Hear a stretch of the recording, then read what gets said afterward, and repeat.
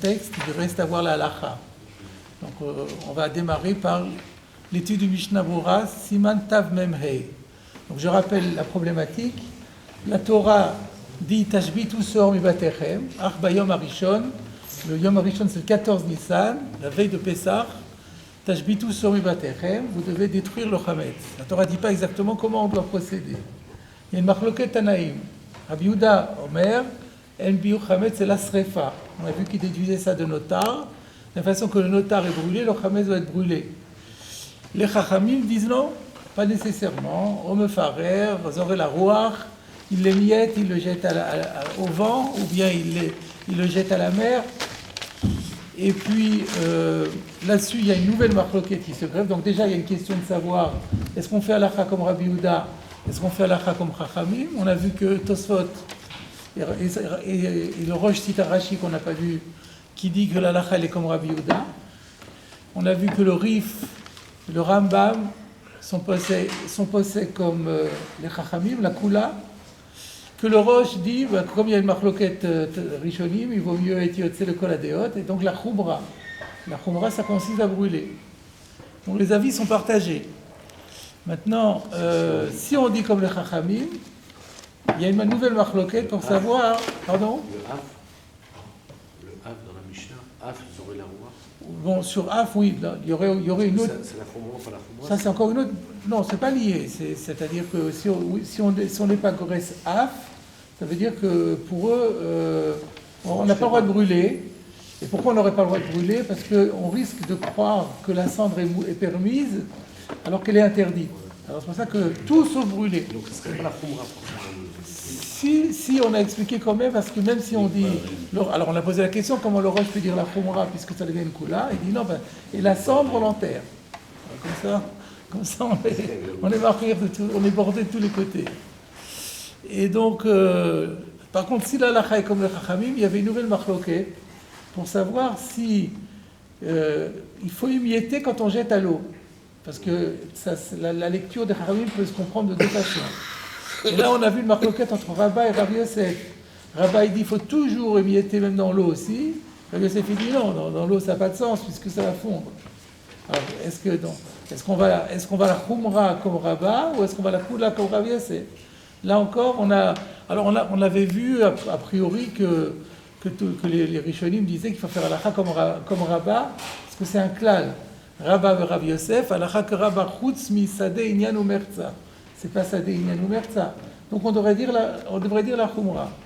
La dernière fois, on a fini le cours sur le Rambam qui dit que on ne doit émietter le pain que s'il est dur et qu'il ne va pas fondre rapidement.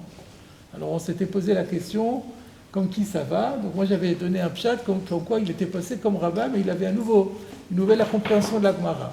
Mais on va voir aujourd'hui que c'est pas, les Mefarshim n'ont pas compris comme moi. Mon explication est nouvelle, disons, révolutionnaire. Alors on va démarrer le Shulchan Aruch au Siman Taf Mem Hei, et on va se demander comme qui les possède. Donc, Taf Mem Hei Seif Aleph, on fera que le Seif Aleph aujourd'hui. Ketzad biur chametz, comment détruit-on le chametz? Sorfo, soit on le brûle, au pororo vzoré la roua, ou on l'émiette et on le jette au vent, au zorkolayam, ou alors on le jette à la mer, semble-t-il, sans l'émietter. Donc comme Rav Yosef, ce qui est curieux. Ve'imaya chametz caché. Par contre, si le chametz est très dur, ve'enayam mechatecho bime'era, et la mer n'arriverait pas à le couper rapidement, dans ce cas-là, arezé mefarero bachar karzor kolayam, alors il doit d'abord l'émietter et ensuite le jeter à la mer. Alors première chose, alors effectivement c'est la halakha du Rambam. Le Shulchan Aruch, il recopie la chita du Rambam. Le Rambam est posé comme qui entre Rabbi Yehuda et Chachamim? Chachamim.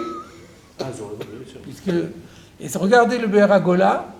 Vous savez que le Be'er Hagola, il y a un petit Aleph.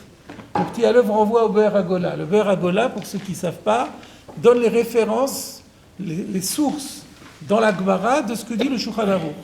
Regardez ce qu'il dit, Aleph, Mishnah Psachim, Kafret ou Kechachamim. Voilà, on est passé comme les Chachamim.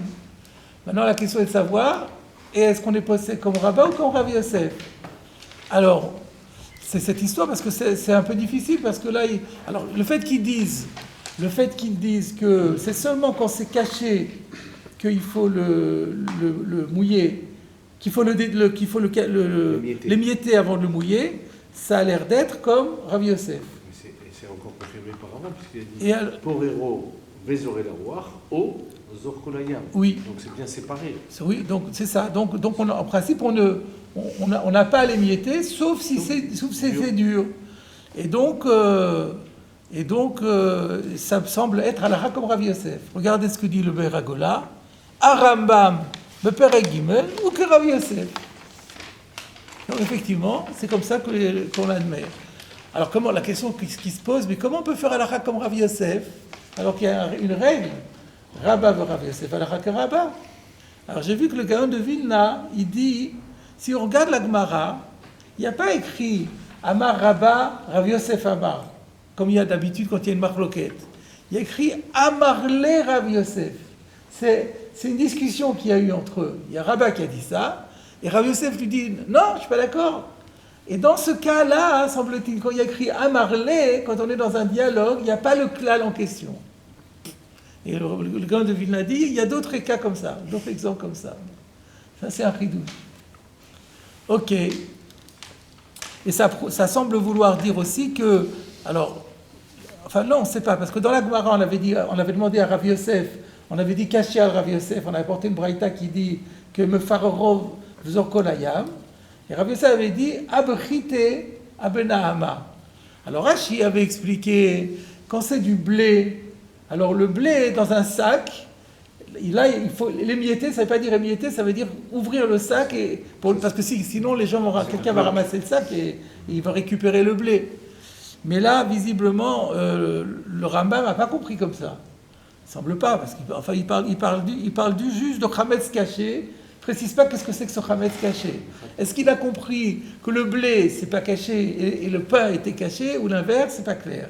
Alors, on va voir maintenant le commentaire du Mishnah Berurah. Le blé, d'après ce qu'on avait vu, il finit jamais par se dissoudre.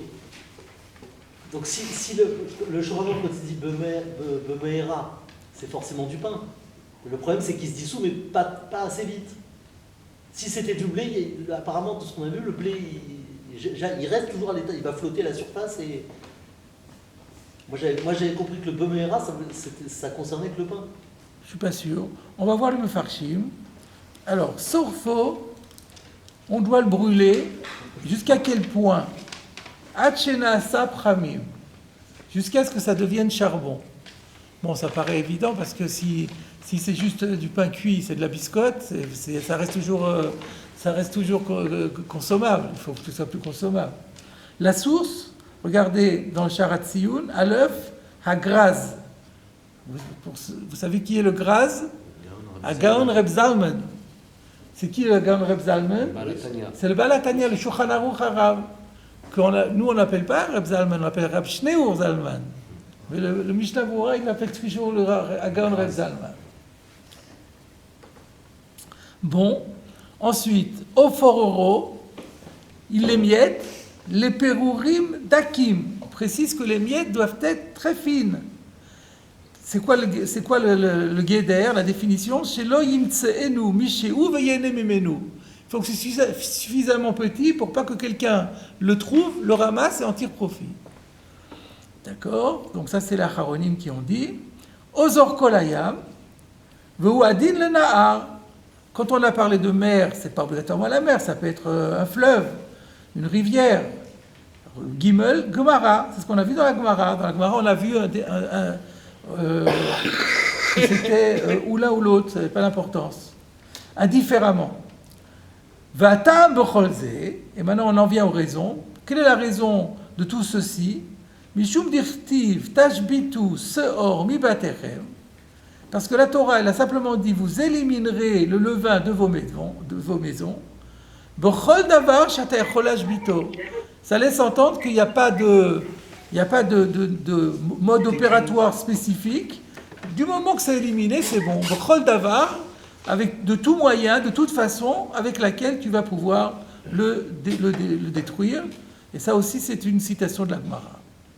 Ensuite, Ve'imaya achametz caché. Il faudrait fermer le micro, s'il vous plaît. Ve'imaya achametz caché. Kugon, pat yavesh caché. O chitim yaveshim shenitramtsu. Donc là, il y a deux avis. Regardez dans le Sharat Tziyun, qu'est-ce qui a compris qu'il s'agit de pain dur, pain sec dur, le Pri Hadash, le Nar Shalom et le Maté Yehuda. O Chitim Yeveshim, ça c'est la Gemara d'après le Pshat de Rashi. Donc en fait, le Mishnah Bora, lui, il prend les deux. Parce que c'est valable pour les deux en fait. Donc ça peut être du pain dur, ça peut être du blé sec. Et dans ces cas-là, il va falloir les émietter avant de le jeter à l'eau. On continue. Areze mefaroro vachar karzor koloyam. Mefaroro. Alors, bepat, s'agissant d'un pain, paroro le pirourim, vukaniskar leel. Eh bien, il l'émiette en petites miettes, comme on a vu plus haut. Par contre, comment on fait pour le blé? On n'émiette pas du blé. Bechitin. Gamken, mechatecham dakdak, il a deux solutions. Soit il les sectionne en fines particules, otochlam, ou alors carrément il les moue. C'est encore plus facile. Kedei sheyiyu, l'essentiel c'est quoi? Kedei sheyiyu nochim lehamis me'era betoch hamayim. Pour que, une fois que ça a été comme ça réduit en toutes petites particules, ça va être beaucoup plus facile à fondre. Donc le blé, quand il est coupé en petits morceaux, il fond aussi rapidement à l'intérieur de l'eau. Alors qu'est-ce qui dit ça? Regardez sur l'histoire de le khater dakdak, de couper le blé en fines particules. Regardez le zayin du Sharat Tziyun. D'où il sort ça? Ken mashma be'arav amagid be'shitat harambam. C'est comme ça que semble vouloir dire le Maggid, c'est-à-dire le Maggid Mishneh, dans son commentaire sur le Rambam. V'chein iskimu amagen Avraham ve'aeliu rabba u'shar haranim. Et c'est comme ça aussi qu'on validait le Magen Avraham, le Eliyahu Rabba et encore d'autres Haronim. V'chein katav agra. Le Gra, c'est Hagan Rabbi Eliyahu, c'est le Gaon de Vilna. Donc tous les Haronim, ou presque, sont d'accord avec ça. V'chein katav Rabbeinu Hananel. On l'avait fait quand on avait fait la Gemara. Je vous avais fait remarquer ce que disait Rabbeinu Hananel en vous disant le Mishnah Bora a fait le diouk de ce Rabbeinu Hananel. V'chein katav Rabbeinu Hananel le Hedia beferusho. Et Rabbeinu Hananel a écrit en toutes lettres dans son commentaire de Gam bechitim tsarir le farer. Que s'agissant de blé, il faut aussi l'émietter, c'est-à-dire le réduire en fines particules. Ayin Sham, voir ce qu'il a dit. De l'eau que Chok Yaakov, contrairement au Chok Yaakov, qui lui a certainement adopté la Shita de Rashi, et qui disait que lorsqu'on parle de blé, il ne s'agit pas de le couper, mais il s'agit juste de sortir du sac. Finalement, on retient la position de Rabbeinu Hananel et de Rav Aposkin. Ensuite, qu'est-ce qui a proposé de les moudre en farine? Eh bien, c'est de nouveau le graz, comme vous voyez dans le Hot Ret. On revient dans le Mishnah Bora, la 4e ligne. V'yesh mekilin bechitin, she'en tzarich lechotcham, ela mefazeran al penei hamayim, shelo yuchal adam leloktan v'dayo. Alors, il y a des auteurs, des autorités qui sont plus coulantes pour le blé, et qui disent que quand on a dit qu'il faut le mefarer, ça ne veut pas dire qu'il faut les sectionner, c'est pas la peine. Il faut juste les disperser à la surface de l'eau, c'est-à-dire les sortir du sac, pour ne pas qu'un homme puisse les ramasser. Et ça suffit, parce qu'à partir du moment où le blé est dispersé, personne ne va se jeter à l'eau pour récupérer un petit grain de blé. Et donc, ça suffit. C'est la chita de qui, ça? Rashi. Regardez le Sharat Tziyun. c'est agréable. Quand on a fait la Gemara et qu'on fait la halakha, c'est complètement différent que si on fait la halakha sans avoir fait la Gemara. C'est ça que j'essaye de vous montrer. Regardez ce que dit le Sharatziun haute tête, que Perouche Rashi. Donc il y en a qui sont Mekil, en se fondant sur le commentaire de Rashi, mais il n'est pas seul. V'chen katav ma'aram chalawa. Il y a un auteur sur Psachim que je vous cite pas parce que je n'ai pas le livre, mais à l'époque quand j'étais à la Yeshiva, on l'étudiait. Donc c'est un auteur très connu sur Psachim, aussi un Rishon, qui s'appelle le Ma'aram Chalawa. V'Rabbeinu Manoach, c'est un commentaire du Rambam, Beperek Gimel Meilchot Chametz Din Yud Aleph. Donc il y a quand même des autorités qui pensent ça, et donc il y en a qui s'appuient là-dessus. Alors, conclusion, qu'est-ce qu'on fait? Donc là, il faut maintenant que le Mishnah Bora prenne position. Ubamakom adchak, que gon sheshlo chitim arbe, ve'yishta'e, ad sheyavo lochotram o letochna, yesh lismor al svarazu. Alors voilà comment le Mishnah Bora va trancher, c'est intéressant. C'est-à-dire, lui, il va plutôt aller là dans la mesure de sévérité. Mais s'il y a une contrainte particulière, dans ce cas-là, on pourra s'appuyer sur les Mekilim. Donc c'est ce qu'il dit. Dans une situation de force majeure. Alors c'est quoi la force majeure? Il a une énorme quantité de blé. Et s'il se met à devoir couper chaque grain de blé, ça va prendre un temps fou. Donc, Yishtae, ça va prendre un temps fou. Jusqu'à ce qu'il termine de les couper, ou le tochnam, même de les moudre. Dans un cas comme celui-là, Yesh lismor al svarazu, on peut s'appuyer sur le raisonnement de ceux qui sont coulants. Sur qui il s'appuie? Encore une fois, le Graz. Ici, c'est le Balatania, le Shulchan Aruch Harav, il a été validé par le Mishnah Bora. Ce n'est pas toujours le cas. On continue. Veda, mais sache, de kama poskim machmirim, afilou bepat she'eno kaché, de bay pirou, keshemetilim la yamu lana'ar. Il y a un certain nombre de décisionnaires qui ne sont pas de cet avis qu'on a dit du Rambam, et eux ils disent que d'une manière générale, il faut être sévère concernant ce digne d'émietter, et même si on a du pain qui n'est pas dur, il faut l'émietter, même quand on le jette à la mer ou dans le fleuve. C'est qui ça, à votre avis? Pardon? C'est Rabat, c'est tous les Rishonim. Nous, quand on a étudié, nous on est resté la dernière fois sur le... Il n'y a que le Rambam qui avait fait comme Rav Yosef. Tous les autres Rishonim trouvaient normal de faire comme Rabat. Donc c'est pour ça qu'il y a certains poskim, on va voir dans le Mishnah, dans le Sharatziun, de qui il s'agit. Rabbeinu Hananel, Haïtour, Arosh, Aritva, V'cheniskim, Prichadash. Donc c'est de nombreux décisionnaires. Et donc eux, ils disent, il faut toujours émietter, puisque c'est la chita de Rabat. Alors qu'est-ce qu'on fait? Le maasé. Donc on arrive à la conclusion. Vous voyez, jusqu'à ce qu'on arrive à la conclusion, c'est long. Valken, iskimu, acharonim, leachmir, velasot, pirur, bechol makor. Du coup, la décision finale des acharonim, c'est d'émietter dans tous les cas, sans faire la moindre différence. Qui est-ce qui dit ça? Yudbet, Magen Avraham ou Shar Acharonim. Donc au final, après avoir travaillé sur tout ça, on se rend compte que la décision finale, d'après le Shulchan Aruch, qui est posé comme les Chachamim, parce qu'on n'a pas vu encore tous les avis, mais d'après donc en fait le rite séfarade qui s'appuie sur Maran, donc il faut toujours émietter et après on peut jeter soit à l'air, soit à l'eau. Voilà. Quoi d'autre? C'est pas fini. Achen, im mashlicho le bet hakise, areu kemevuar min haolam legamre. Par contre, si on le jette aux toilettes, alors là, c'est considéré comme détruit complètement. Même si on l'a sous-entendu, même si on ne l'a pas émietté, kivan sheshum adam lo yuchal lenot mimenu. Parce que là, plus personne ne va pouvoir l'utiliser.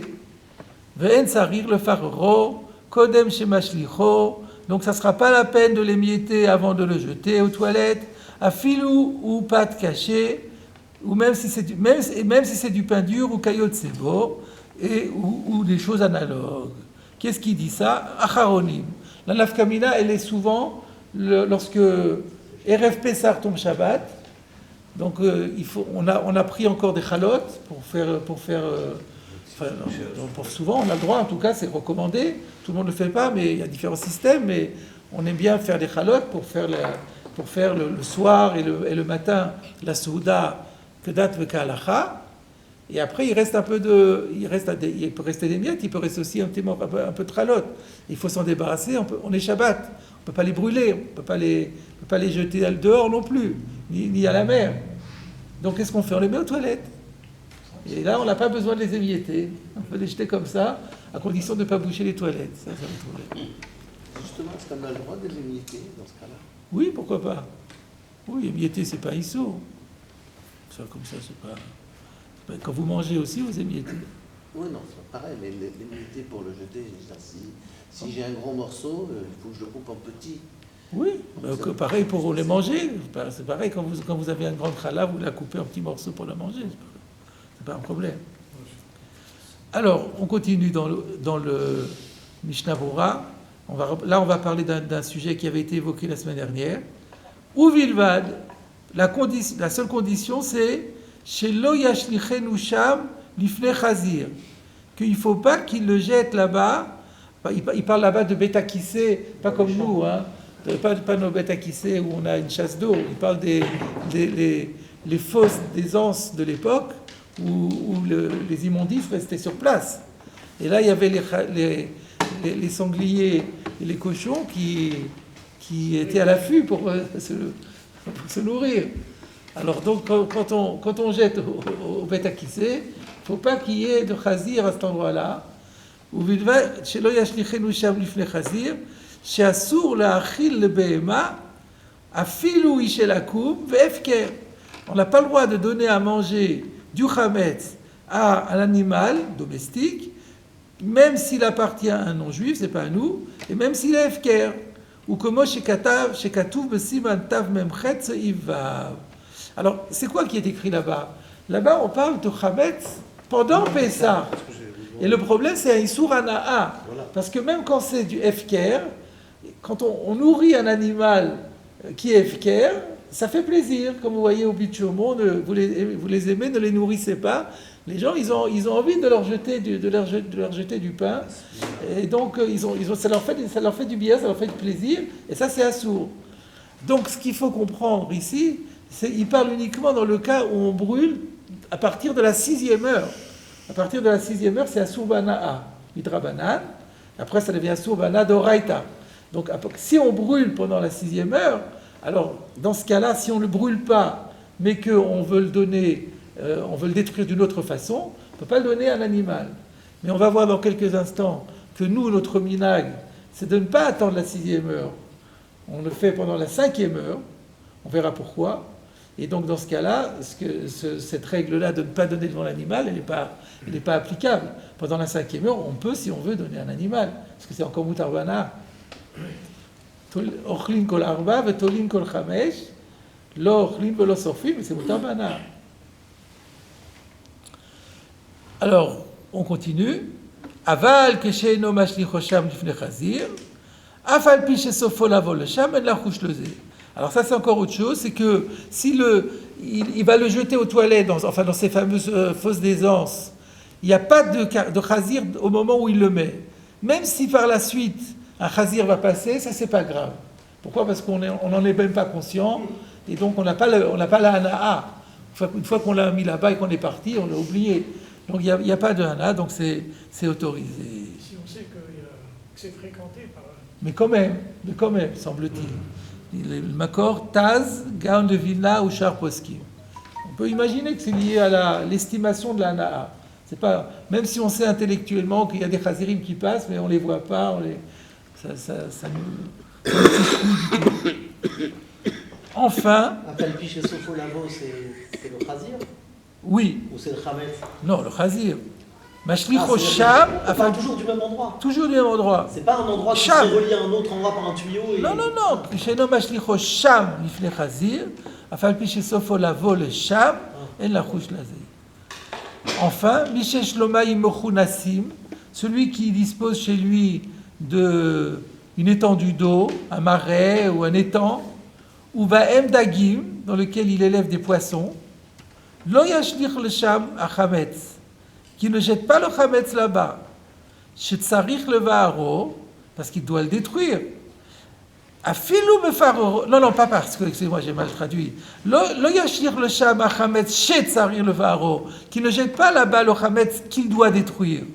Afilou Mefaroro Kodem Shem Bashlicho, et même s'il l'émiette avant de le jeter, Shareu Nene, Bemasha Dagim Yochlou, parce qu'il est content que ces poissons vont manger.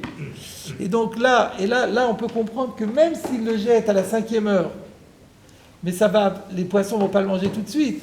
Donc il va y avoir plusieurs heures qui vont passer. On peut rentrer dans Pessar carrément, et les poissons vont se mourir à ce moment-là.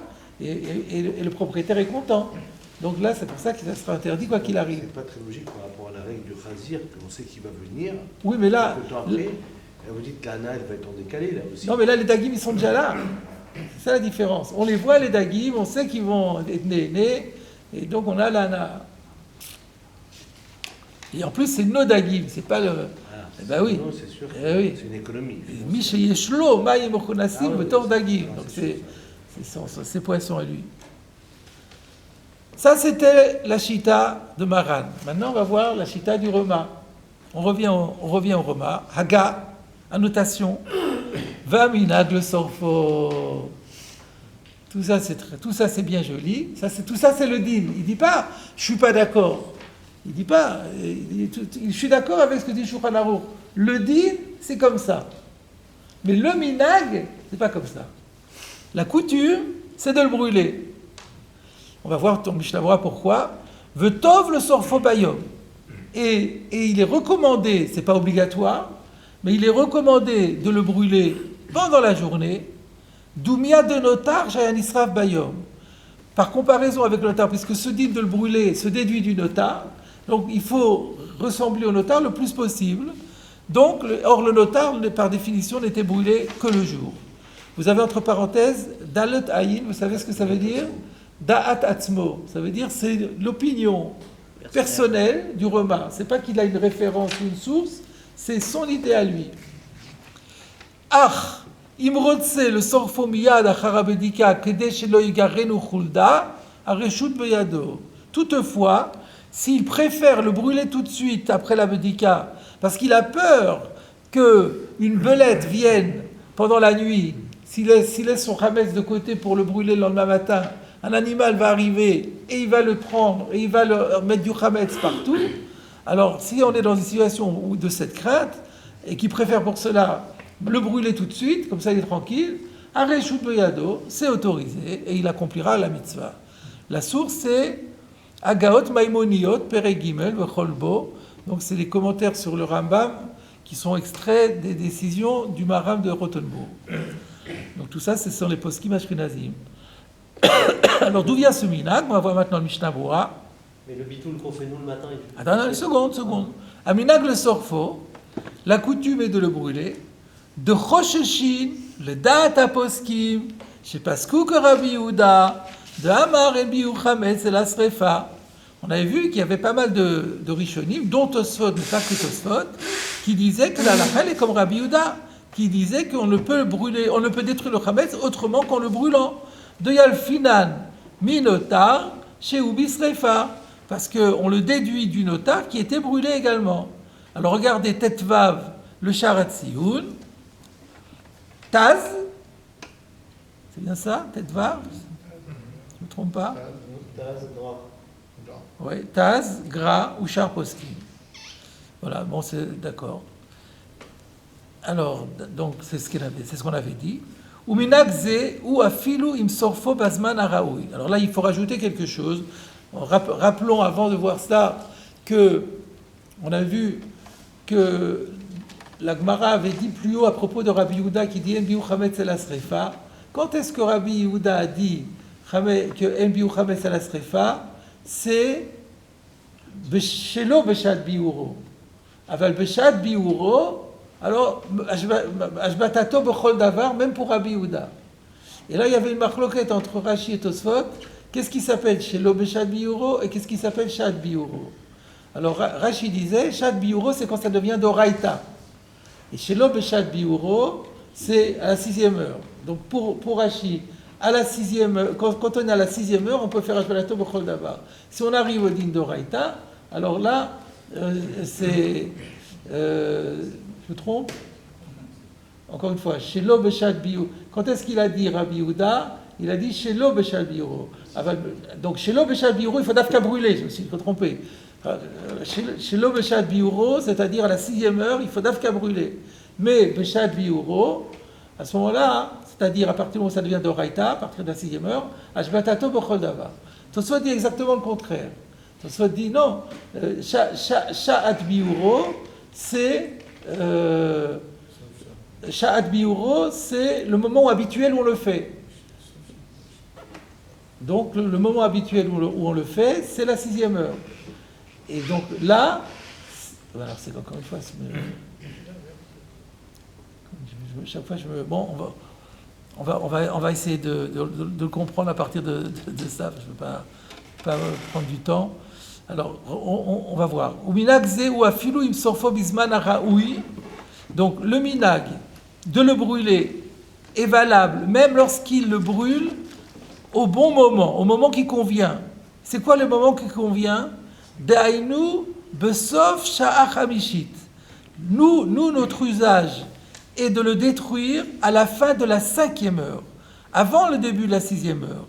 Que minageinu, conformément à notre habitude, ou que de me voir le El Siman Tavla Medalet, comme il est expliqué plus haut dans le Siman Tavla Medalet. Pour quelle raison? Je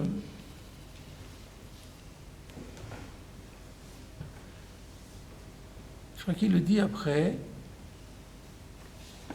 La raison pour laquelle, je crois qu'il va le dire après. Donc notre usage à nous, c'est à la fin de la 5e heure. Et donc, même si on est à la fin de la 5e heure, on doit le brûler. Au bechol sha'ashishit, ou alors, même si c'est pendant toute la... Si on l'a pas fait à la 5e heure, on le fait à la 6e heure, il faut aussi le brûler. De kol sheken, et à plus forte raison, de matzah chametz la charshesh. Si on a trouvé du chametz encore après la 6e heure, là ça devient d'oraïta, ou be pesar goufa, ou alors on est carrément à pesar, de vada yeshlinog le chatrila le varol et desrefa dafka. Donc finalement, c'est toujours 5e heure, 6e heure, après, toujours. Alors pourquoi? Alors que dans la Gemara, on a fait une différence. On a dit, à un moment donné, comment il a dit Rabbi Yehuda, Alimile be shelo beshat biuro. Aval beshat, oui c'est ça, beshat biuro, ashbatato bechol davar. Donc pour Tosfot, shat biuro, c'est le moment où on le fait. Et shelo beshat biuro, c'est après la 6e heure. Alors, regardons les deux Sharat Tziyun. Af shel harosh gam la niposkim de biu chametz ou besrefa modou beshach hamishit d'ashbatato lochatchila bechol davar. Alors, donc le Mishnah a dit que même à la 5e heure on brûle. Ah, pourtant le Rosh avait dit que même les poskim qui font comme Rabbi Yehuda, que biu chametz c'est brûlé, mais ils reconnaissent que la 5e heure, on peut le faire de toutes les façons. Alors, comment se fait-il que le Mishnah aurait dit le contraire? Mais comme na'agu al pidat atour, parce que le minag ne suit pas l'avis du Rosh, mais suit l'avis de son fils, le Tour, chez Isig à la Roche-Bezé. C'est rare, mais le Tour a attaqué son père sur ce point-là. Ve'ochiach, il a prouvé de kol aneposkim chez Paskou de Biuchametz ou Bisrefa, que tous ceux qui pensent comme Rabbi Yehuda que la destruction du Chametz c'est en le brûlant, c'est à Filouch Loshiliam Kodem Pessah, Nami Besrefa, même si on le brûle 30 jours avant. Il amène un Rashi qui dit que quelqu'un qui part en Shayara, en caravane, 30 jours avant Pessah, eh ben, il doit le brûler. Donc on voit bien que le digne de brûler, c'est pas seulement à la 6e heure. Donc, Mahamar Mordechai, de l'eau que Hirshusha, je ne sais pas qui c'est, Vechen Katav Biur Agra. Donc c'est l'avis du Mamar Mordechai et c'est l'avis du Biur Agra. Ensuite, Yudzaïn, ça se rapportait à quoi Yudzaïn? Yudzaïn, on avait dit que, à plus forte raison, si on le trouve après la 6e heure, pourquoi? Mishum de Beshesh ou Ragdat Rashi. Celui qui pense que Shelo Beshat Biuro, qu'il faut brûler, c'est la 6e heure, c'est uniquement Rashi. Rashi pense que c'est la 6e heure, c'est là que on ne brûle pas. Kimat kol aposkim plié ala. Mais presque tous les autres décisionnaires ne sont pas d'accord. Ubela charshesh, et après la 6e heure, adraba, c'est le contraire. Kimat kol aposkim haomdim beshitat Rabbi Yehuda. Presque tous les décisionnaires qui ont dit qu'il fallait s'aligner sur la position de Rabbi Yehuda, machmirim, eh ben eux ils disent que après la 6e heure, c'est sûr qu'il faut brûler, ou que Perouche Rabbeinu Tam, conformément à la compréhension de Rabbeinu Tam, Al-Hadam Rinan Beshas Yudbet, à propos de ce que la Gemara dit d'Af Yudbet, et Matai Amar Rabbi Yehuda, quand est-ce que Rabbi Yehuda a dit qu'on doit brûler? C'est chez l'eau Beshat Biuro. Alors c'est quoi? Selon Tosfot, c'est quoi le Shelo Beshat Biuro? C'est Acharshesh. Après la 6e heure, c'est Shelo Beshat Biuro. Pourquoi? Parce que le Shat Biuro, c'est habituel, c'est la 6e heure. Après la 6e heure, c'est le din d'Oraïta, mais c'est pas le minag, donc ça s'appelle Shelo Beshat Biuro. Et là, ça devient d'Oraïta. Il faut faire Bisrefa. Vaïm Biura Gra, Suif Katandalet, Sheochiach Merbe Mekomot que Shitatsu. Le Gaon de Vilna confirme cette chita par plein de preuves. Il faut savoir que dans le Mishnah Bora, ce que dit le Gaon de Vilna, c'est paroles d'évangile. Ou que Pérouche veut divrer à Taz, chez me voir bo efer, divrei-nous. Alors le Taz n'est pas d'accord avec ça, mais les propos du Taz, Mukshim Meod, sont très difficiles à comprendre. Ou kvar tama alav besefer chemed Moshe, v'chen ma'amar Mordechai. Alors, on va terminer le Mishnah Bora. Vetov le sorfo bayom. Donc, on a dit, c'est bien a priori de le brûler le jour. Ou maril katav ta'amacher. Le mari, il a dit une autre raison pour laquelle c'est bien de brûler le jour, pas à cause de notar. De nachon yoter l'isrof bayom, que de shemitorze, yizkor le vatel bitul sheni shemevaklin bayom. Étant donné que nous, on fait, le soir, on annule seulement le chametz qu'on n'a pas vu. Et le matin, on fait encore un dernier bitoul où on annule le chametz qu'on n'a pas vu, mais même celui qu'on a vu aussi. Et ça, il ne faut pas l'oublier. Alors, ce qui est bien de brûler le chametz le matin, parce qu'à ce moment-là, ça fait partie de la cérémonie. Une fois qu'on a terminé de brûler, on fait le bitoul sur place. Et donc, ça permet d'éviter d'oublier. Donc c'est une deuxième raison pour laquelle c'est recommandé de faire la srefa le jour. Ensuite, quand est-ce qu'on brûle? Vesorfin beshar hamishit. Alors bien qu'on ait vu dans la Gemara sorfin bitri la tchesh, ça le dernier point important. Aujourd'hui, notre coutume à nous, c'est de brûler pendant la 5e heure et pas la 6e heure. Pour quelle raison? Sharet sarich levatel acharkar.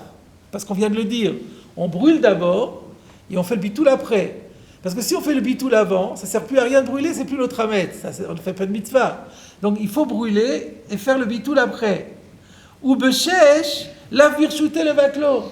Mais si on attend la 6e heure pour brûler, on ne peut plus faire de bitoul. Qu'est-ce qui dit ça? Magen Avraham le El besiman tavla medal. Donc ça, c'était rapporté plus haut, mais c'est bien de le rapporter ici, donc que les choses soient bien claires. Donc finalement, on peut faire la synthèse. Mais Ikaradin, on n'est pas assez comme les Chachamim, on n'est pas obligé de brûler.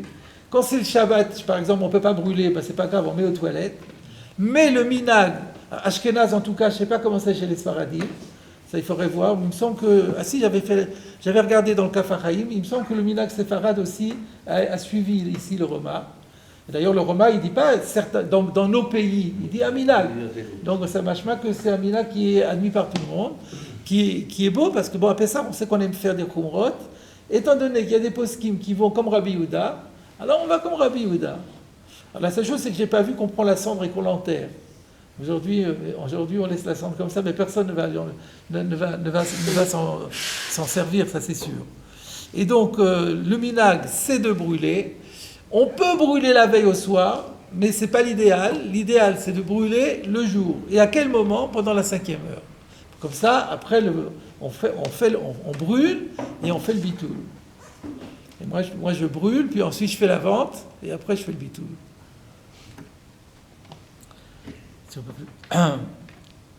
Et pour terminer, petit détail, Im yeshlo oshanot, si on a conservé les oshanot de Hoshana Rabbah, avec lesquels on avait fait le chiput à Rava, on les a conservés jusqu'à Pessah. Tov l'isrof hachametz beoshanot. C'est bien d'utiliser les oshanot pour brûler avec le chametz. Pourquoi? Oil v'itavidbo mitzvah chada, l'itavidbo gam mitzvah tashbitu. On est bien avec quelque chose qui a servi à une mitzvah, faire encore une autre mitzvah. On peut rajouter à ça qu'on peut prendre aussi le lulav. On prend aussi le lulav. Et s'il nous reste des tzitziyot qui sont abîmés, on peut aussi les amener à ce moment-là. Ah ben oui, les tzitziyot qui sont cassés, qui sont pas saouls, qui ont servi à une mitzvah. Ben là aussi, on peut les... Et d'activer des écritures... Oh non, non, chas v'shalom. On n'a pas le droit de brûler des écrits saints. Le nom de Dieu. Non, sans le nom de Dieu, mais... Non, on ne brûle pas. On a fait gdisa. C'est autre chose. Voilà la conclusion de cette belle souvia. Asuke Shmata Libad Ilcheta.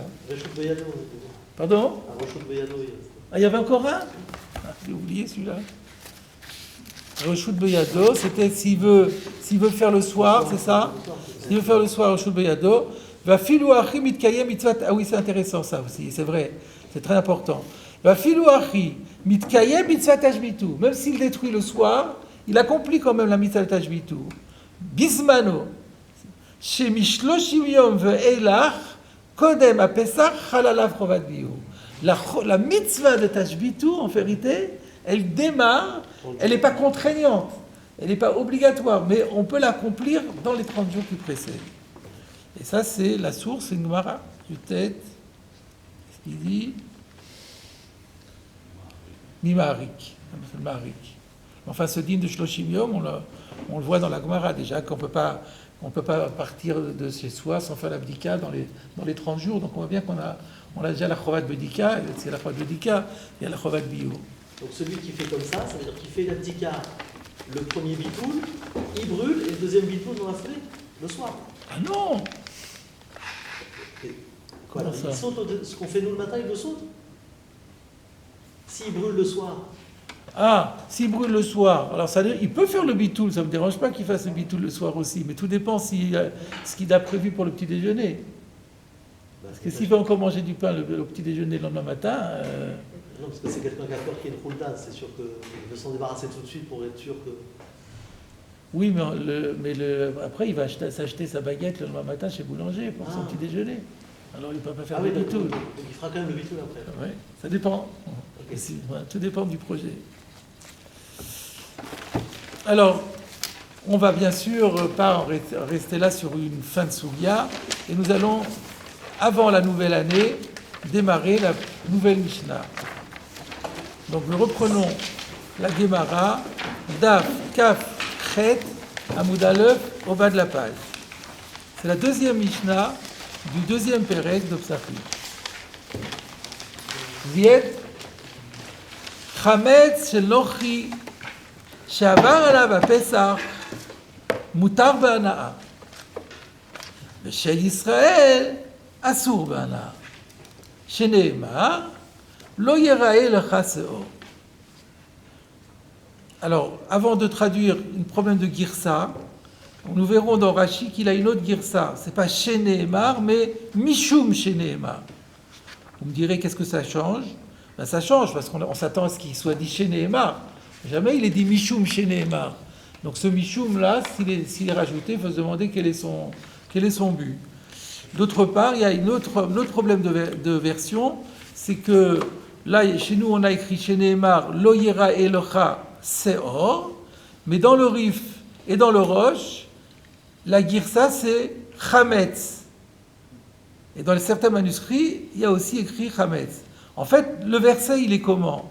Le verset, il dit Matzot yachel et shivat hayamim. On mangera des matzot pendant 7 jours. Velo yera elecha chametz, velo yera elecha seor, bechol gevulecha. Donc en fait, il y a dans le même pasouk, il y a lo yera elecha chametz, velo yera elecha seor. Le Pnei Yehoshua, il dit, c'est pas logique la girsa là, de lo yera elecha seor. On commence avec du chametz. On a dit chametz shenochi, on va pas parler de seor shenochi. Chametz shenochi shavar alav pesach. Et ensuite chametz chez l'Israël, on parle aussi de chametz.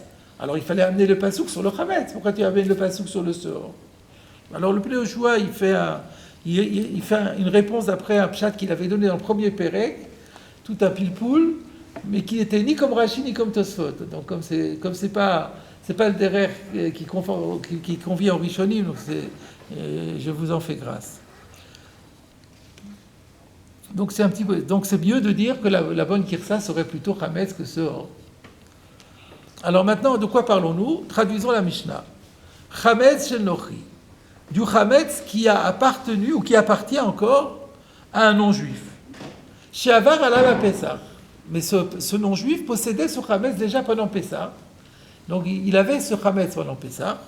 Et maintenant, Pessah est passé. Est-ce qu'on a le droit de tirer profit de ce chametz? Réponse, mutar be'ana'a. C'est permis d'en profiter. Et d'en manger pas, il faut se poser la question. Kalachomer, non. Si vous dites ana'a, c'est machma pas achila. Sinon il fallait dire mutar be'achila, mais quand je fais ana'a. Donc c'est un peu bizarre. C'est un peu bizarre qu'on limite la permission à la jouissance. Logiquement, le chametz qui a appartenu à un goy, il n'y a pas eu de avera, il n'y a rien eu du tout. Donc, a priori, il ne devrait pas y avoir d'interdiction du tout. Enfin là, il y a écrit que c'est seulement permis au profit.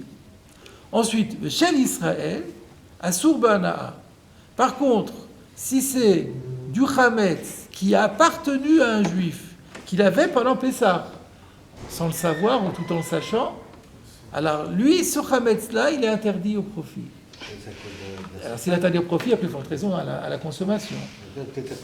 Alors c'est peut-être, effectivement, peut-être que comme par symétrie, par parallélisme, comme on se rappelle que les Mishnayot étaient apprises par cœur, elles n'étaient pas écrites, donc on essayait de les composer, de les formuler de la manière la plus simple. Alors peut-être pour ne pas... Parce que s'il faut aussi, au niveau de la mémoire, si vous changez un mot, ça demande encore un effort. Là, vous avez ana, ça passe tout seul. Alors c'est peut-être pour ça qu'on a mis ana. C'est possible. Tout dépendra de ce qu'on verra dans la Gemara. Alors, pour revenir, alors attends, maintenant il y a encore une question. Il y a une question évidente qui se pose.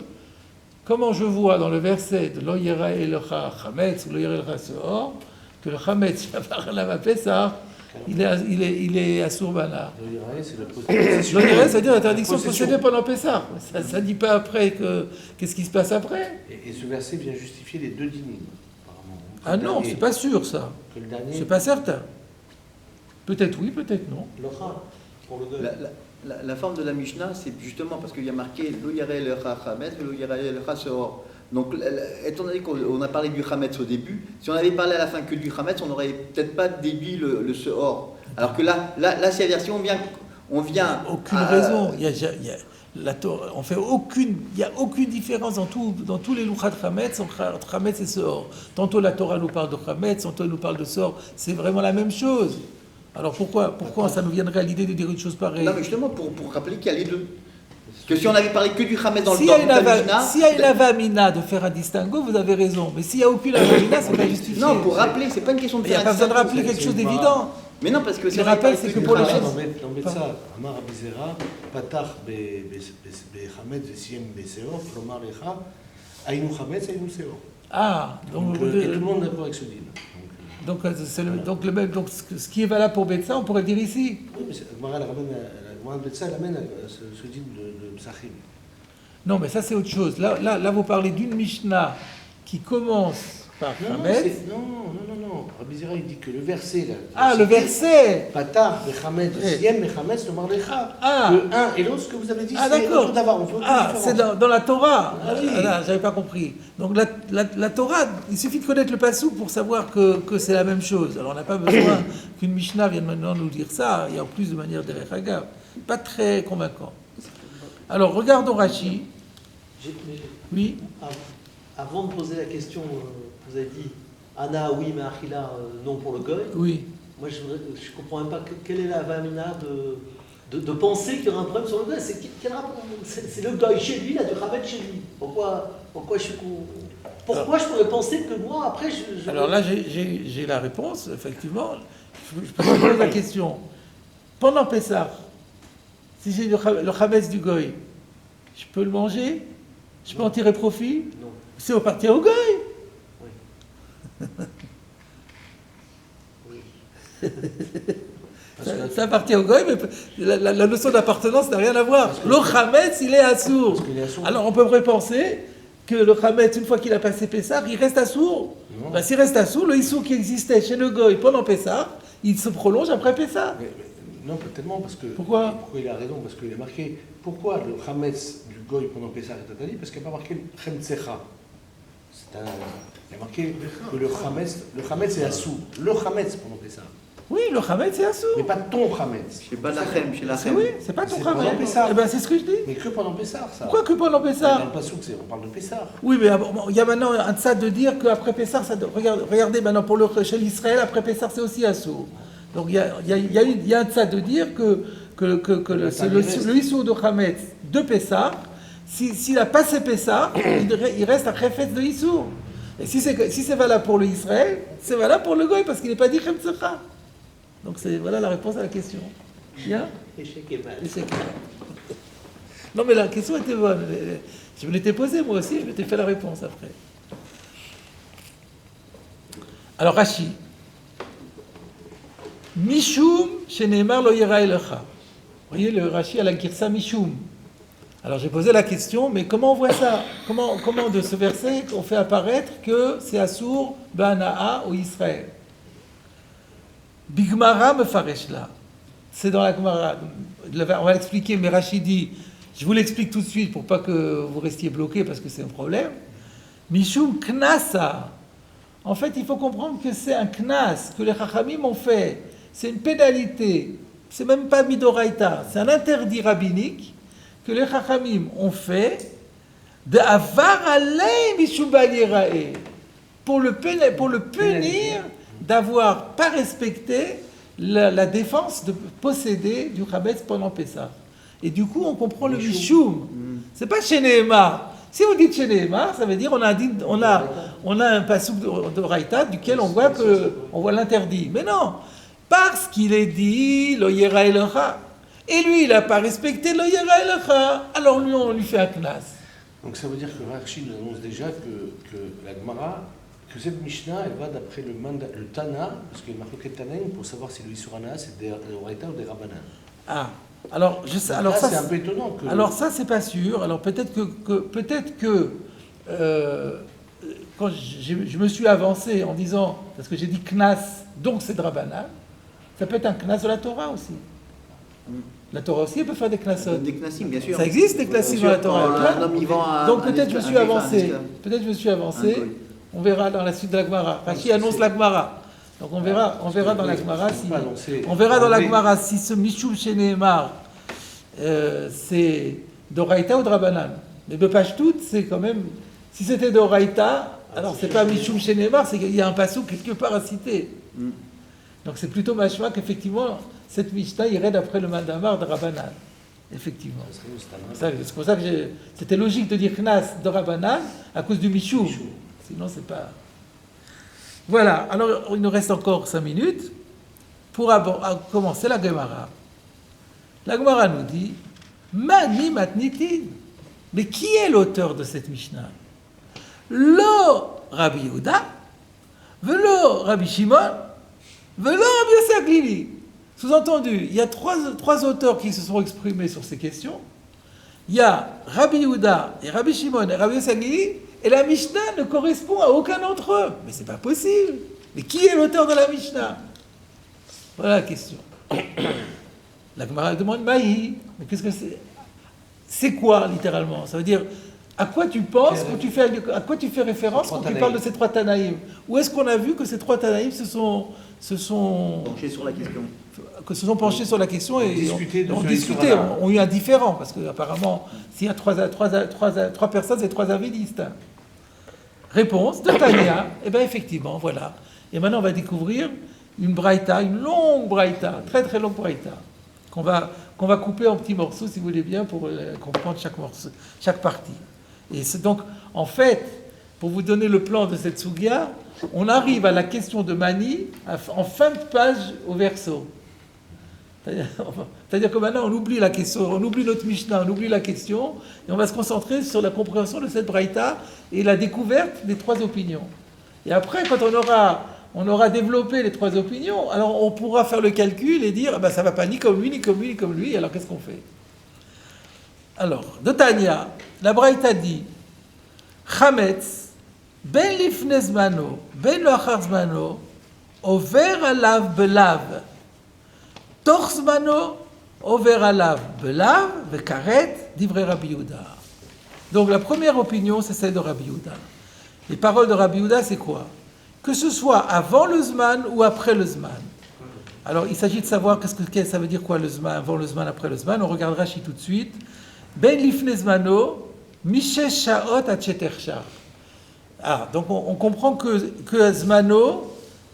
D'ailleurs, regardez, je saute le Achar Zmano juste pour comprendre Tor Zmano. Tor Zmano, c'est Bemoed. Donc Zmano, c'est la fête qui dure 7 jours.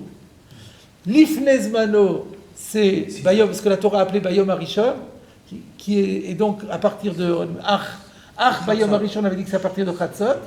C'est ça Lifnei Zmano, c'est les 6 heures qui précèdent la tombée de la nuit, du 15. Ça, c'est Lifnei Zmano. Ensuite, Rashi suivant, Ben la'achar Zmano, Mishe avar à Pessah. Achar Zmano, c'est après Pessah. Donc, avant Pessah, les 6 premières heures.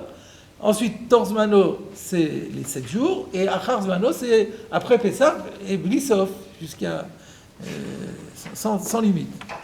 Alors, qu'est-ce qu'il disait Rabbi Yehuda? Ben lifnei Zmano, ben la'achar Zmano, c'est-à-dire avant Pessah, après Pessah, over alav belav. Donc lui, il pense qu'il y a carrément, même après Pessah, il y a un lave, carrément un lave.